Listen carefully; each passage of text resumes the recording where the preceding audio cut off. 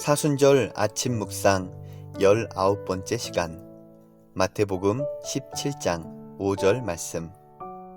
말할 때에 호련히 빛난 구름이 그들을 덮으며 구름 속에서 소리가 나서 이르시되 이는 내 사랑하는 아들이요 내 기뻐하는 자니 너희는 그의 말을 들으라 하시는지라. 아멘. 창세기에서 야곱은 바로 앞에서 이렇게 고백합니다. 험악한 세월을 보낸 나이다. 이 말 한마디에 그의 고단했던 인생이 느껴집니다. 야곱뿐만이 아닙니다. 이 땅을 살아가는 우리들은 필연적으로 고단하고 고생스러운 인생을 살게 되어 있습니다. 그때마다 우리는 고생 끝에 낙이 있다고 스스로를 위로하기도 합니다. 고난 뒤에 행복이 온다라고 믿으며 현재의 고난을 어떻게든 버티고 이겨내려 합니다. 행복이 올 것이란 기대를 가지고 말입니다. 우리는 은연중에 고난과 행복을 분리시켜 놓습니다. 마치 고생스러울 때 행복할 수 없는 것처럼, 마치 고난이 찾아왔을 때 행복이 사라진 것처럼. 그러나 우리는 고생스럽게 아이를 키우는 어머니의 얼굴에서 행복을 보곤 합니다. 가정과 나라를 위해 수고하며 봉사하는 이들의 고단한 얼굴에서 행복이 새어 나옵니다. 고생 끝에 행복이 오는 것이 아닙니다. 고생도 행복일 수 있는 것입니다. 사랑이 있는 고생은 기쁨인 것입니다. 예수님은 산상설교에서 믿음으로 고난받을 이들을 향해 복이 있다 하시면서 기뻐하고 즐거워하라 하셨습니다.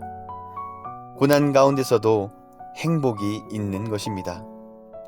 고난과 십자가의 여정을 걸어가시는 예수님은 행복하셨습니다.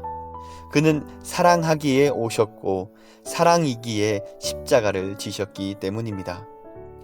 고난 중에 사랑이 있었고 사랑이 있는 십자가는 행복이었습니다. 빛나는 구름 사이로 하나님의 음성이 들립니다. 이는 내 사랑하는 아들이요 내 기뻐하는 자니.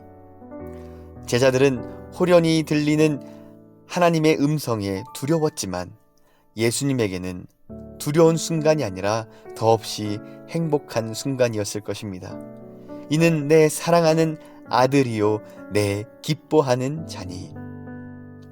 친히 화목제물이 되어주신 예수 그리스도로 인하여 하나님을 아바 아버지라 부르는 우리는 이 땅에 고단하고 고생스러운 인생을 살아가는 듯 하지만 분명한 것은 우리는 하나님의 자녀로서 살아가는 것입니다.